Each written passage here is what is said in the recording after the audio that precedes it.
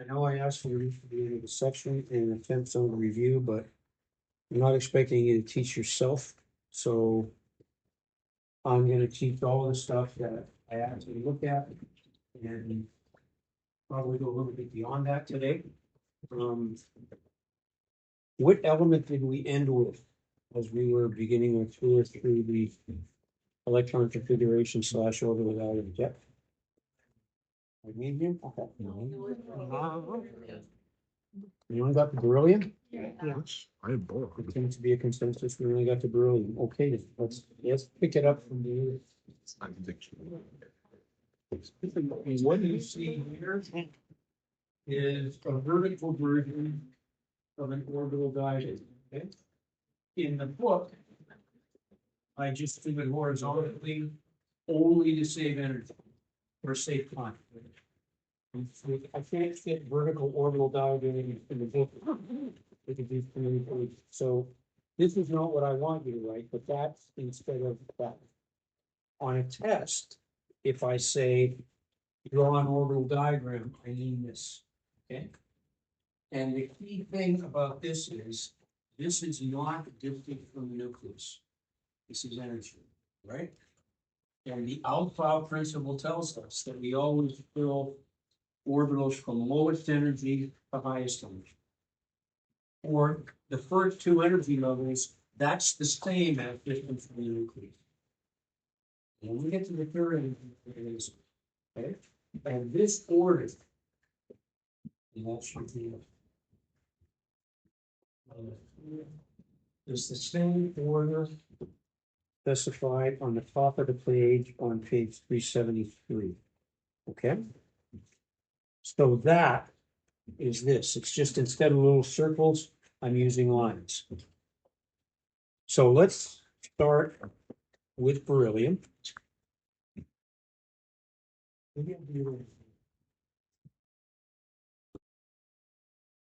Beryllium has 4 electrons. 1s2, 2s2. So over here, that would be hydrogen. That would be helium. That's lithium. That's beryllium. Right? Notice after beryllium, for the first time, we have to enter the p sublevel. So when we go to boron, 1s2, 2s2, and for the first time we go to that big fat block on the right, with 6 spaces, because that means we're in the p sublevel. Okay? If we're filling electrons that are p orbital electrons, we're in that block on the right.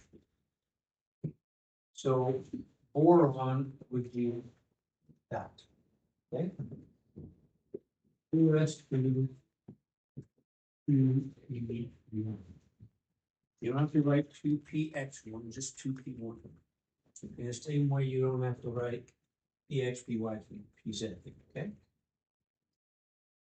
After boron, now we come to our final rule governing populating electrons in orbitals, called Hund's rule, H-U-N-D.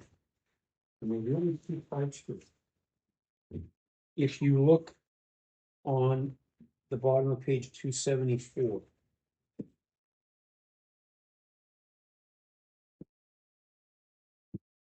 when orbitals of equal energy are being filled, in other words, we're going to do carbon.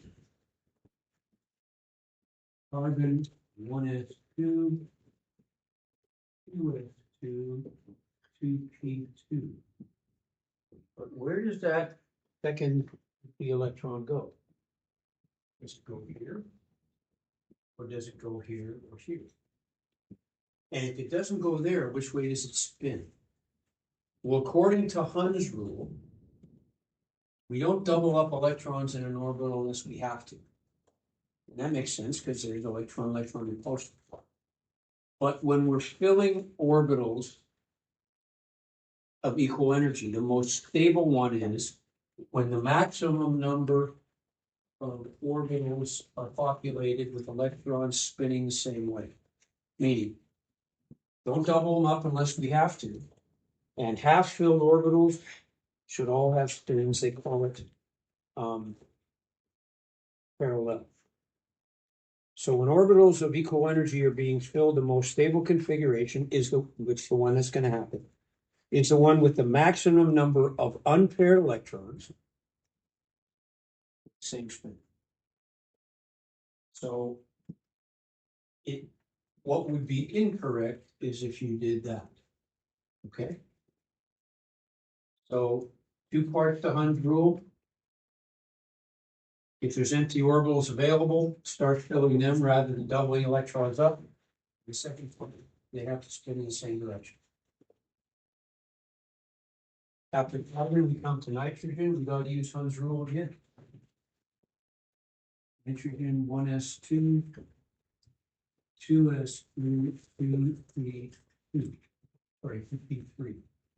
Now we got a half of the sublevel with all the electrons spinning in the same direction. That's nitrogen. Something I don't think I mentioned last time is there are 4 different sublevels, 4 different orbital shapes, S, P, D, and F. But D and F are never on the outside. The only orbitals that are valence orbitals are S and P. S and P are always outermost, never D, never F. And we'll see that when we get to the transition rule. We go to oxygen. 1, 2, 2s2, 2, 3, 4. So for the first time, we got to double electrons up in an orbital. There's oxygen. After oxygen, we come to our first halogen fluorine. 1s2, 2s2, 2p5.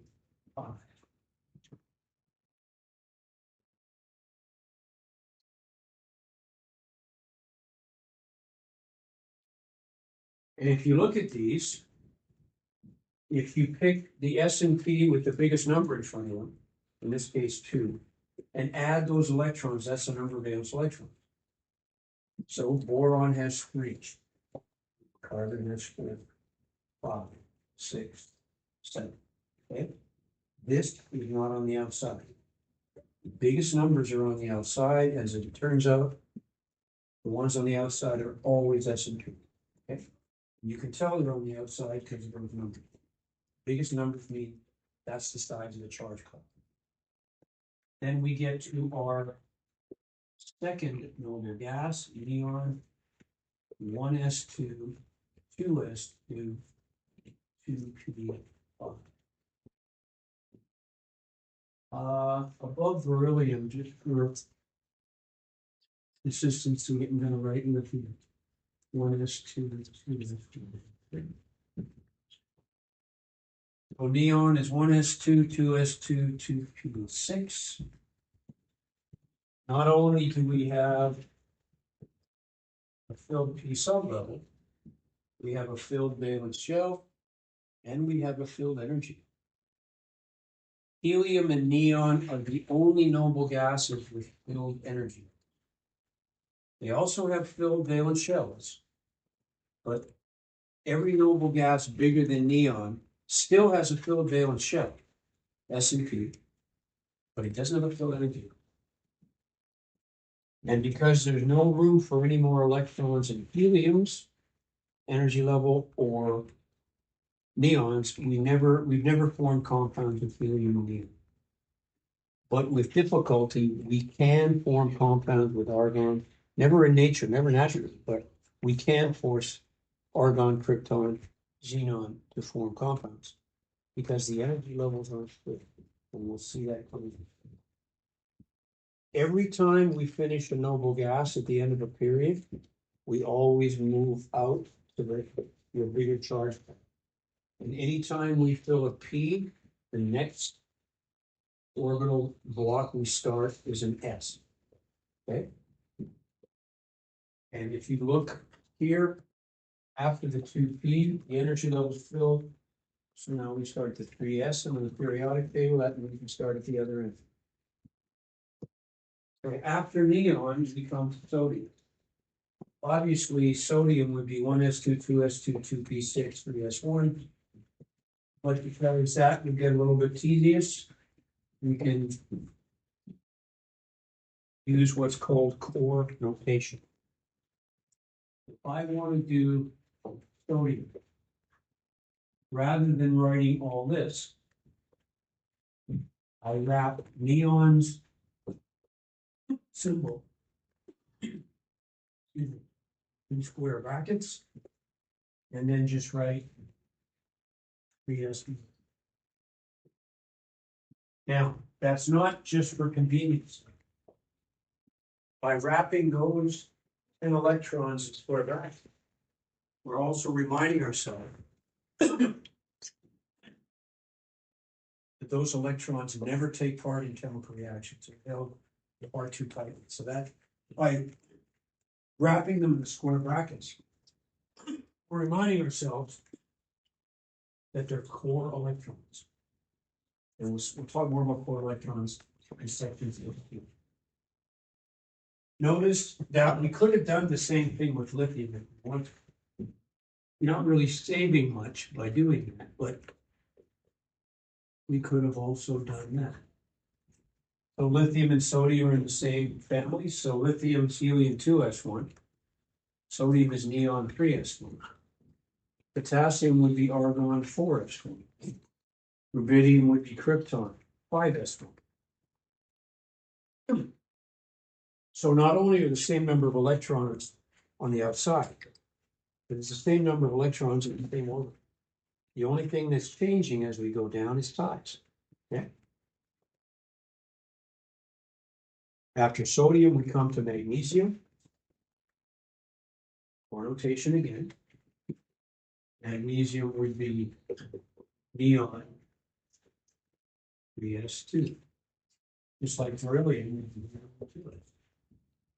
And on our diagram, there's sodium, there's magnesium. Just like after beryllium, we go to the P block. After magnesium, we got to jump over to aluminum. So aluminum would be neon 3s2, 3p1, 3 valence electrons, just like boron is 3 valence electrons.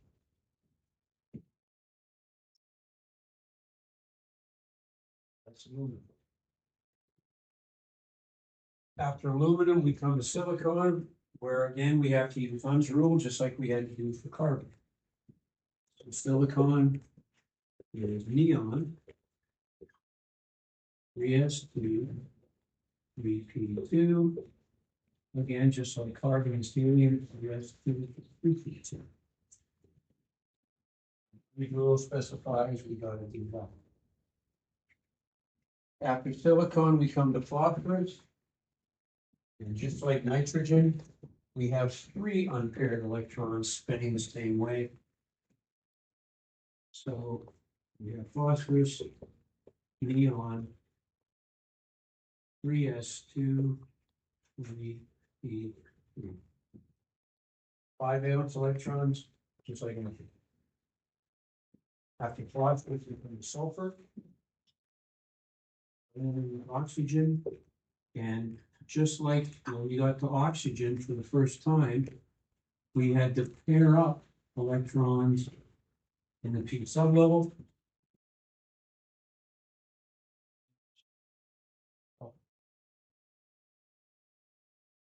Underneath fluorine, we have chlorine. Chlorine would be 3s2, 3p5. With 5 valence electrons, just like chlorine. 3s2, 3p5. Same number of electrons in the same type of orbitals, just bigger. And then our third noble gas, argon, neon, 3s2, 3p2. 6. 8 electrons in the valence shell, 8 electrons in the valence shell. The only difference though is whereas argon has a filled valence shell, doesn't have a filled third energy. Because we still have the 3D. Now the 3D is way up here in energy because of the extra repulsion associated with 5 orbitals. That's why they're higher energy than the 4s. But because that's a 4, and those are 3s, this is still outside the 3. And some students have trouble wrapping their head around it. So 1s, you fill the 1s, 2s2p, 3s3p, and then before we finish the third, we start filling the 4. Okay. Every time we get to a noble gas, the next electron we add is an energy level outside the one we're in. Now, for the first 2 energy levels, when we get helium, we fill the energy level. After neon, we fill the energy level. But after argon, we don't. Argon still has room for 10 more electrons. But we go to the 4th before finishing the 3rd because it's lower in energy. Okay? So after argon, we come to potassium. And again, using formula equations, we don't write neon now, we write argon. And after every noble gas, we then go to the S block.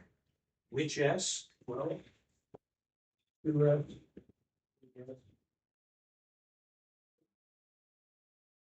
So instead of sodium 3s1, it's argon 4s1. So we put an electron here, even though the third energy level is 3. So that's potassium. Then after potassium, we come to calcium.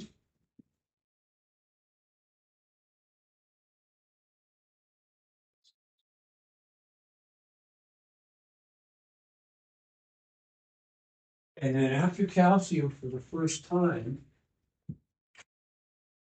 we come to the transition level. But notice if we write it in the order we fill it, when we get to scandium, and me putting it under next to a little doesn't really matter anymore. Scandium would be argon. This is the order we fill it, 4s2, 3d1. But that is not on the outside. Those are, because that's a 4 and that's a 3. And the reason I ordered that periodic table is because it has electron configurations on it. But whenever electron configurations are written on a periodic table, usually they're written littlest to bigger.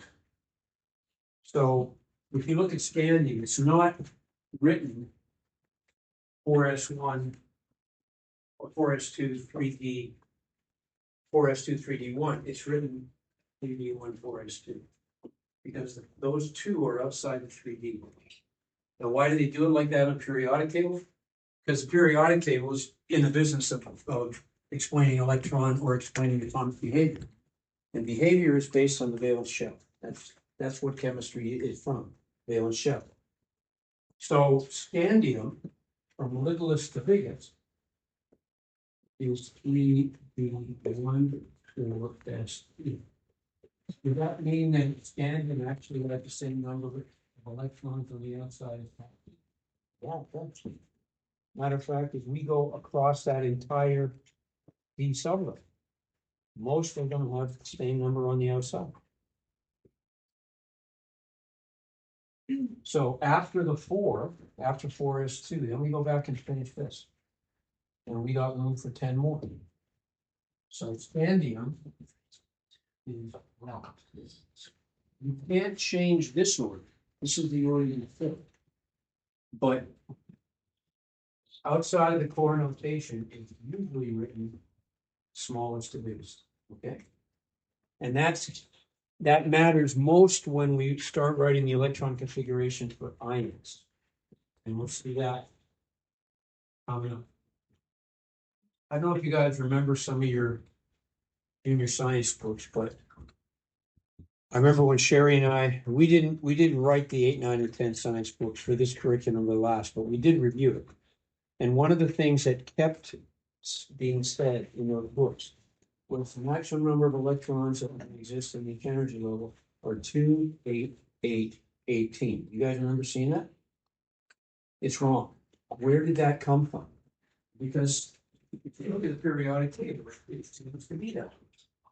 2, first energy level, second energy level, 8, third energy level, 8, fourth energy level, 18.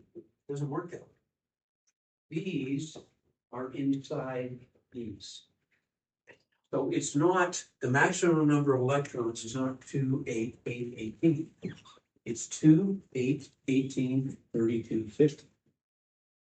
The maximum number of electrons in each energy level are 2n squared. So the first energy level, 1 squared,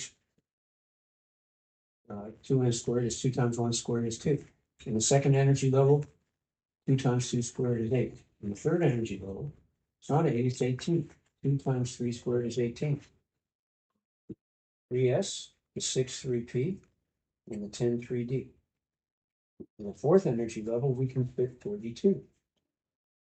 The 2 4s, the 6 4p, the 10 4d, and the 14 4s. Okay? So it's not just as simple as counting horizontal. And we kept saying, take that out, and they never did, but it's wrong. Okay. After scandium, we come to our second transition limit, titanium. I'm going to write it littlest to biggest, even though that isn't the order we fill. Titanium. Stop. We got to use time to go over there. Okay. So we'll have argon. 3, 2, 4s2. Now, I'm not saying that these electrons never take part in that. They're not core electrons. But technically, this has the same number of electrons as this and this. That's why the chemistry of the transition metals is different. Because not only do the elements underneath each other have the same number of electrons, a lot of the elements in the same period have the same number of electrons, which makes the transition metals different. After titanium, we come to vanadium. Line 3, 3, 2.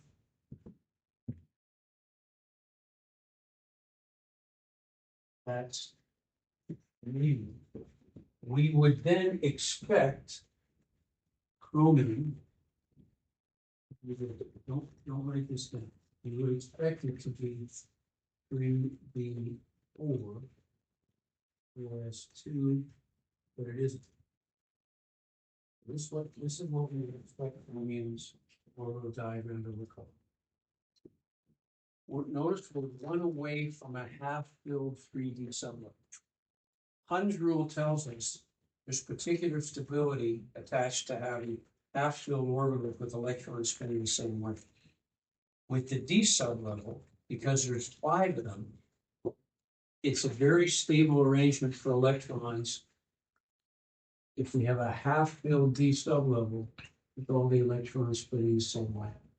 So instead of chromium being 3d4, 4s2, it's 3d5.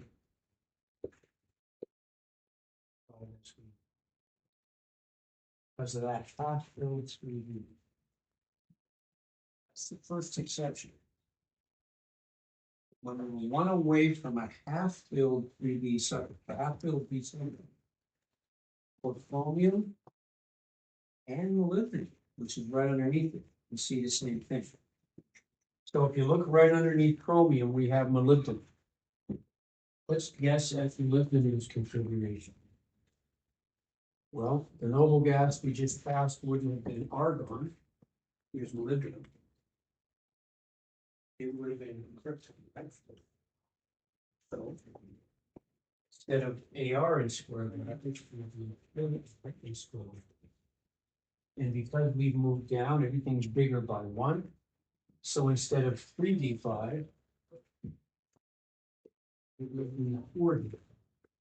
And instead of 4s1, it should be 5s1. And if we look over here, it's exactly what it is. 13, 4d5 by s3. We don't see it at constant. So a half of 3d imparts particular stability, but because the energy levels get so close together, by the time we get to tungsten, we don't see that exception. If tungsten is D4S2, you might wonder why the W comes from, if it's tungsten. That's from the German wolf one, which was one of the original names, okay? So we don't see it with tungsten, but we do see it with chromium and molybdenum. Let's continue. After chromium, we come to manganese. When we get to manganese, we repopulate that 4s. So we have argon, 3, 5, 4s2. So we kind of put the electron back. And don't think that chromium started out 4s2, 3d4. It was never 4s2, 3d4. Chromium, 100% of the time, is 4s1, 3d5. Okay. After manganese, we come to iron, argon, 3d6, 4s2. So here's iron. What are the two ions that iron forms? It's multivalent. So what two charges form iron atom becomes formed? 3. And you guys saw it in the lab, when you put the iron nail and copper 2 sulfate, the iron became iron 2. Whenever a cation forms, it means electrons are lost. Electrons are always lost from a metal from the outside first. That's why we write it like this. Okay? The 2 electrons that come off first are the ones on the outside. So that's an iron 2 plus iron. But iron forms an even more stable ion as a 3 plus ion. So the next electron that gets given away is that one. And that regenerates that nice half-filled 3D subgroup. That's why iron 3 is most stable. Now, could you write iron as an atom? As 4s3d6? Yeah, you could. That's not incorrect. It's just that if you were asked to write the ion configuration, let's say you want iron 2 plus, you might make the mistake of writing 3d4. We're not going to take anything from the 3 until we've taken them from the 4. And that's why, particularly for transition metals, it's usually more common to write it like this, littlest to biggest. Because the only thing metals ever do is give electrons away. So by writing it like that outside the core notation, we're going to start from what's on the outside first. And again, you can write it like that, or write it the other way, short form. But for the orbital diagram, you can't change the order. Okay? This is the order you put. That's it. Let's continue, keep going for a while. If we go from iron to cobalt, cobalt is argon in D7, 4s2.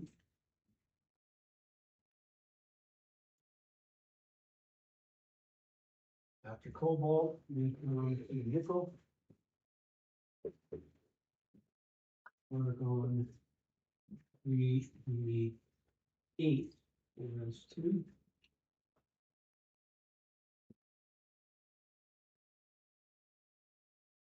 Then we come to our next exception, copper. Again, don't write this down. We would expect copper to be argon.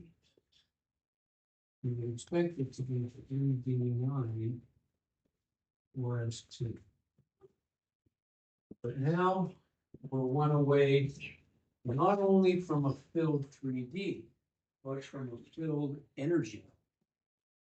Because we've got 2, 4, 6, 8, 10, 12, 14, 16, 17 in the third energy level. 18 flows. So we're one away from that. So instead of copper being S2D9, it's S1.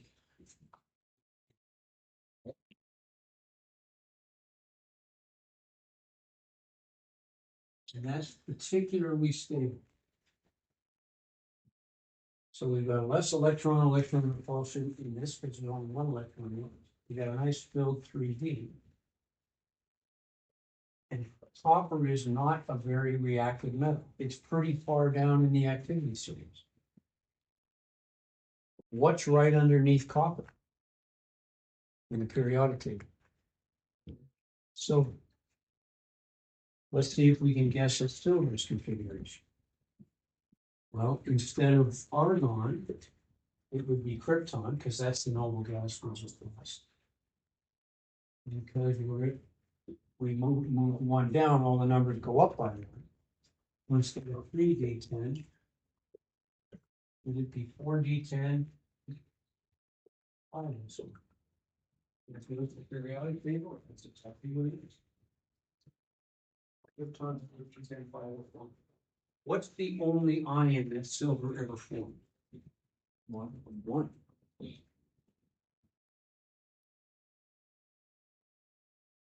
Not got the same configuration as normal gas, but that kind of makes perfect sense. It loses that one electron. What's right underneath silver? Gold. Try gold. Instead of krypton, we would have just passed xenon. So we can xenon is in the brackets. Instead of 4D10, if the exception still applies, we go 5D10. And instead of 5S1, we do 6S1. So we still see the exception for gold. Gold is the most stable metal. But let's make sure we're doing it right. Let's count the electrons. How many electrons is in that square bracket for xenon? 54. 64. 65. What's gold's atomic number? 79. How many short are we? You need 79. We only got 65. You guys need to calculate? 14. What do you think we've missed? What sublevel holds 14 electrons? The B's hold 10. How many do the F hold? 14. Look at the diagram at the top of page 73. After Venus, 3, 4, 5, P, what comes after 5P? Success rate. P, 3, 4, 5, 6. What comes after the 6S on that table? 4F. 4F is here. That's where the 14 is. 6S, 4F, then 5. So all we forgot is the 4F 14. And now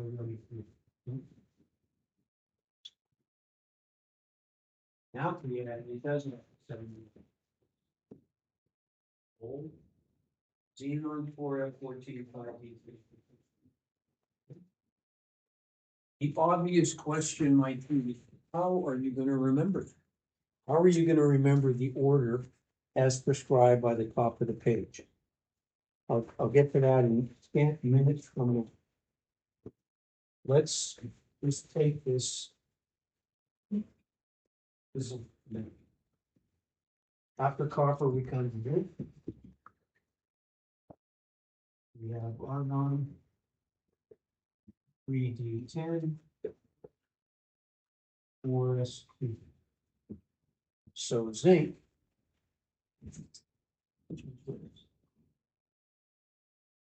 On over here, what's the charge? The only charge on zinc ever.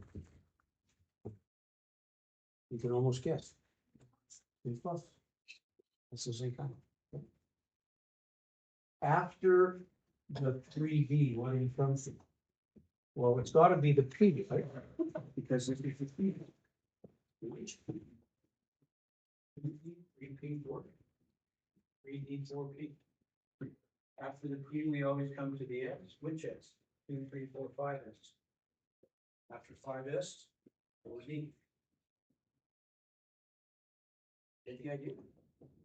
Now, the way to remember it, I can't necessarily expect that you guys are that fluent with the periodic table yet, but if you have a ruler,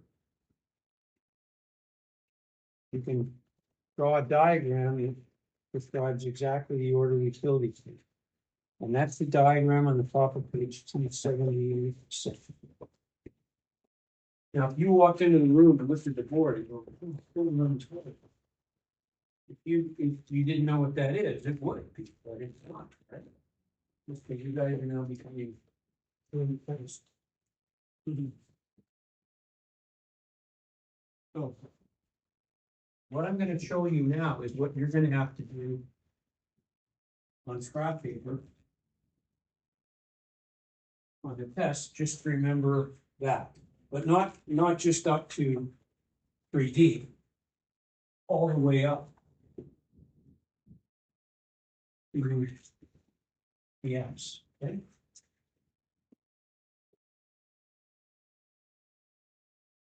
So how many energy levels are represented in the periodic table? 7. 1, 2, 3, 4, 5. We have s orbitals at every energy, right? So start by doing this. 1s, 2s, 3s, and try to space them approximately. Just write them right underneath each other. 3s, 4s, 5s, 6s, 7s. Where do we see p orbitals for the first time? We don't see them in the first energy level, but we do in the second, right? 2p, 3p, 4p, 5p, 6p, 7p. So we're all the way down to 7 there. Move just to the right, 2p, and try to space them about equally like that. It's not critical, but the more symmetric the better, it's going to work. 3p, 4p, 5p, 7p. Where do you see p orbitals for the first time? There. 3D, 3p,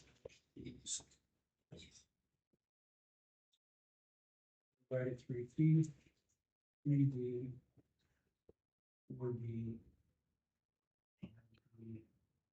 16. Now, if you can't remember, you want to go all the way down to 7, you can. It's just we don't have atoms that big.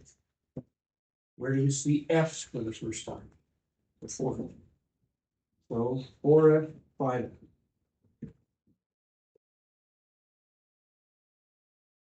There's no atoms big enough that would require us to go beyond it. Now that you have that, now you take your ruler and you're going to draw diagonal lines like that, from top right to lower left.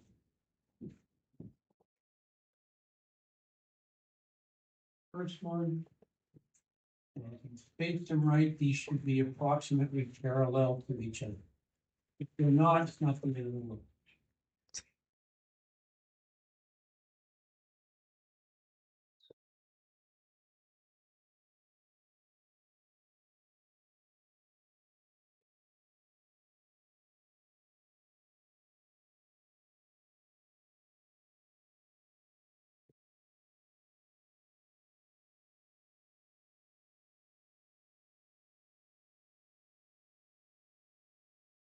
Now, where do we start? We start right at the top, right. So we start here. The only thing you have to remember is how many electrons go in each sublevel. So we fill the 2s first, when we get to the bottom of the diagonal, we start at the top of the next. Then we go up there. So we go 1s, 2s. After the 2s, we go to the top of the next one, 2p. After 2p, 3s. After 3s, we go to the top of the next one, 3p, 4s. After 4s, we go up to the top of the next one, 3b, 4p, 5s. Up to the next diagonal, 4d, 5p, 6s, and that's the thing we forgot about. After 6s, it comes to 4f. We forgot about that in bold. F, P, 6p, 7s. Up to the next one, 5f, 6p, 7p. And there are currently no atom bigger than requiring 7.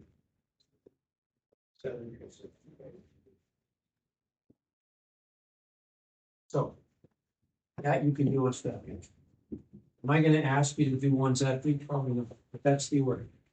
And that would be if you took that thing up all the way up to 118, okay?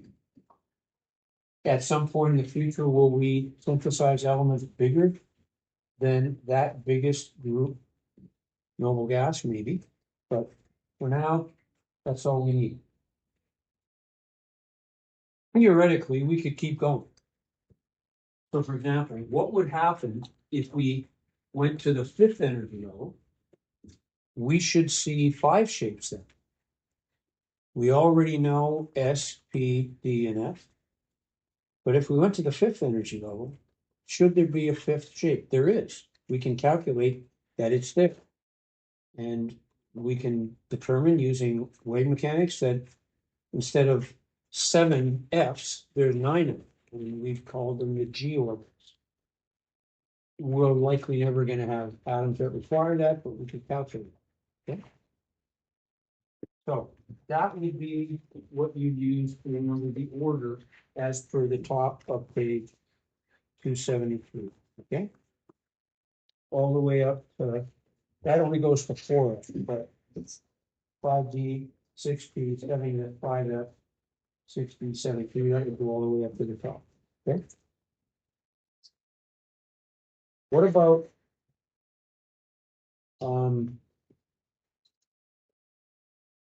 if you look at a diagram on page 275, table 542,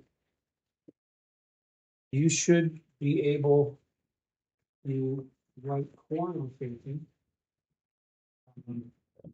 in addition to regular long form. The ones that I put in bold print are the ones that are most likely to be part of chemical reactions. But nothing that's in the core symbols will ever take part in chemistry. Those are held far too tight.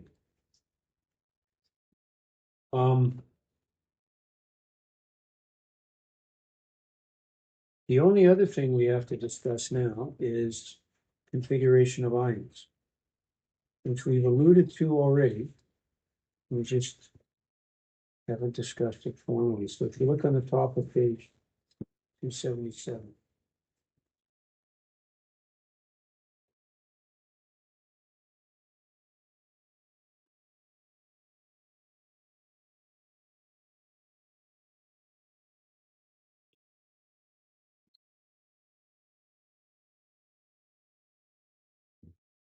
Practice that a few times at home. Let's say you're just doing scrap paper. You get your pencil and a ruler and then do those and then compare them to what's on top of page 276.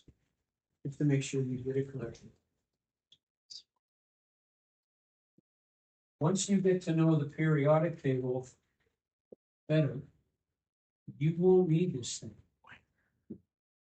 If you remember the periodic table in the back of the book, we separated those things into 4 blocks for a reason.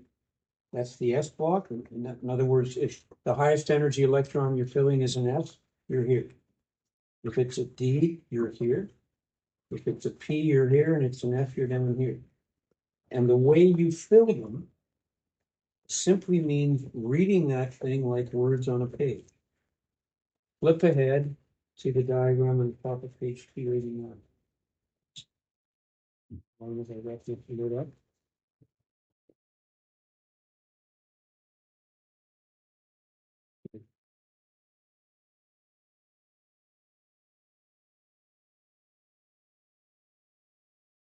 If you look at the diagonal diagram, or the diagram that's off page 273,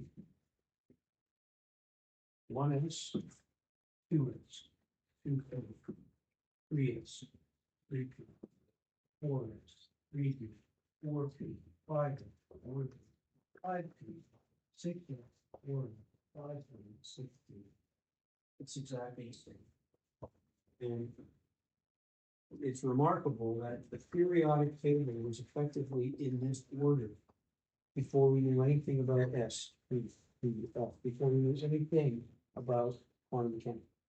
All quantum mechanics did is confirm, yeah, we must be doing it. Because the behavior matches the theory perfectly, okay? But again, that diagonal diagram is not going to fail. Section 6.1 is all about the periodic table. 6.1 and 6.2. And we'll connect quantum mechanics to the periodic table in much more detail when we get there. But let's talk about ion. Recall that a cation has fewer electrons in the original neutral atom, and then an anion has more. We remove or react. This means that the electronic configuration for ions is going to be different than those of neutral atoms. The process is easily shown using examples. To write the electron configuration, for example, of a sulfur atom, turning into a sulfide ion, we just have to add 2 more electrons. So I won't use core notation, I'll just do the whole thing. So sulfur has 16 electrons. So 1 is 2, 3 is 2, 3 is 2, 3, 2. So 10 and 4 is 16. A sulfide anion, we just keep going. Whatever the charge is that's negative, we add that number of electrons. So now we have the sulfide anion, and notice that's exactly the same electron configuration for an argon atom, 18 electrons. Notice that the sulfide anion now has the same electron configuration as nearest noble gas. The sulfide ion is therefore considered to be isoelectronic, same number of electrons as argon, because the 2 species have the same number and configuration of electrons. Cations are a little bit different. They're not really party, you just gotta remember where the electrons are coming from. Metals always form cations in their chemical behavior. And we gotta remember that the electrons we take away always come from what's on the outside first. To write cation configurations, electrons are always removed from the outermost orbitals. That means the one with the biggest number with the highest energy field. So in other words, we would remove, say, the 4p before the 4s. Therefore, it is sometimes worthwhile to first write the neutral atom's configuration before notation with the final orbitals listed from smallest to largest, like we've been doing. And I've used 10 as an example. Let's write the electron configuration of 10 as a neutral atom in core notation. Well, go to the end of the period above it, the noble gas we just passed. So we write krypton in square brackets, then we have the S, 2, 3, 4, 5. 5s2, 4d10, 5p2. That's the order we fill. So if we wrote krypton, and again the order we fill it is 5s2, 4d10, 5p2. There are 4 valence electrons, those are on the outside. If we left it like that and then said, okay, what would be a 10, 4 plus ion? Well, you say, okay, I'm gonna take 4 electrons.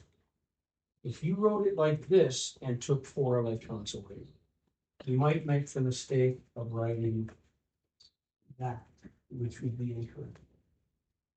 But if you write it littlest to biggest, you're not gonna make that mistake. So 4d10, 5s2, 5p2. You see clearly the 4 valence electrons. Same as germanium, same as silicon, same as carbon. So now if you want to write a tin 4 cation, take away those 2 first. And by the way, tin is multivalent. That's a tin 2 cation, but it also forms tin 4. Which means the next 2 you would take away. Good. So that would be correct. But had you written it like that, you might make the mistake of writing. So writing it from littlest to biggest, which is exactly what the periodic table does. Krypton 4d10 5s2 12. Okay.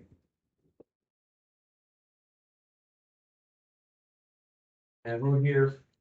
As a final note, there are several exceptions to the orbital filling order discussed here. And we've talked about 5. We've talked about chromium and molybdenum, S1d5 as opposed to S2d4, and then copper, silver, gold, they're all S1d10. There are more than that, but those are the only ones that I mentioned. And some teachers don't even teach the exceptions. So that's section 5.4, and that's also chapter 5. So on Friday, I'm going to show you the second, it's not a video, it's a DVD. And it's more of a, in keeping with the particle wave duality, it doesn't talk about, a core notation or electron configuration. It does talk about the orbital shapes, and it does talk about standing waves much better than sort of the pseudo historical video we talked about. But I'll show you that on Friday. As far as I know, we got a full block. The obvious question is, if we're finished chapter 5, when's the best? If the block rotation continues as it should, then after spring break, the first week back, we should meet Tuesday and Thursday, right? Then Easter's coming, right? All of the 3 blocks are not in exactly the same place, but for all 3 blocks, I am going to show the DVD on Friday. Probably what I'll do, rather than having the test on the Thursday when we get back, we'll probably have it the first class back after the Easter long weekend. Okay, which I think would mean a Wednesday, which might be troublesome given the fact that that's CLE or maybe even better advisory. When do you guys go on retreat? April 16, 17. I should look at my calendar. I could go to prayer. Go ahead.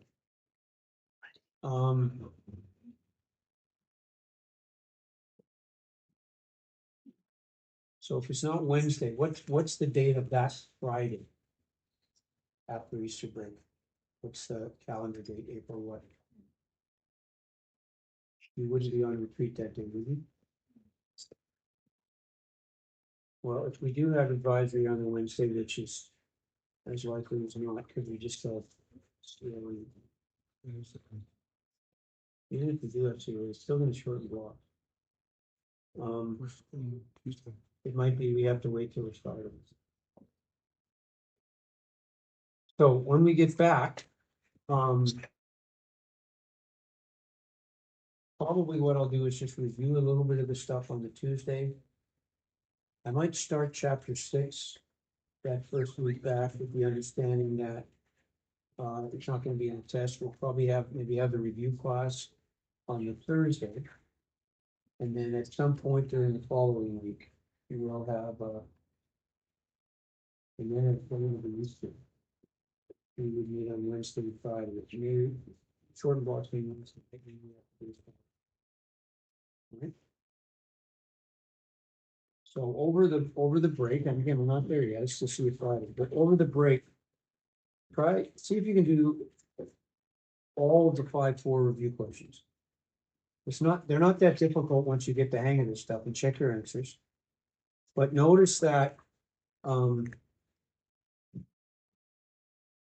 nothing in 5-4 asks you to calculate anything, or 5-3. In 5-1, we talked about the percent abundance of isotopes, or what the mass and periodic table should be. That's a calculation. I'm not going to ask you to calculate the Heisenberg's uncertainty principle or the wavelength of a photon emitted from 3 down to 2 or something like that. My point is that there's going to be a number of questions where what you have to write is an explanation or a description. And that's different from what we've been doing so far. It almost means you have to know better. And I'm not so much concerned with dates, but the big name people that we talked about, right? Or Schrodinger, Heisenberg, Rutherford. What is it that they did? What was it? How did they advance our understanding of the atom? And make sure you're using the right terminology. If you're talking quantum mechanics, do not use the word orbit. If you're talking Bohr, do not use the word orbit. Let's keep that in mind. But again, some of those questions can be asked and answered if you have a review. And if you're interested, pick some random elements on the periodic table. See if you can write their electron configuration. And then look it up if you want. It's on, you can Google any element electron configuration. If you're interested in the periodic table, some of the things it tells us and some of the relationships that are there, there's and this is more for chapter 6, but there's a website managed out of the University of Sheffield in England called webelements.com. And it's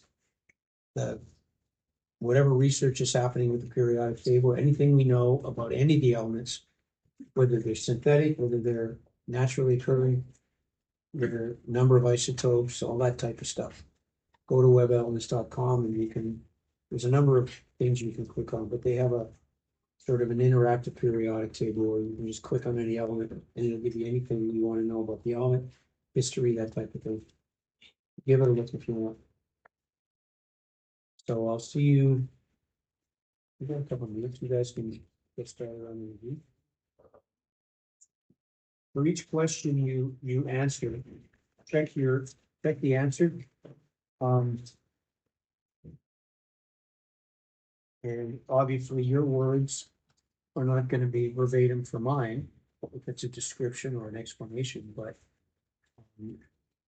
you should be able to phrase some of these things into some right sentences. I might have said them.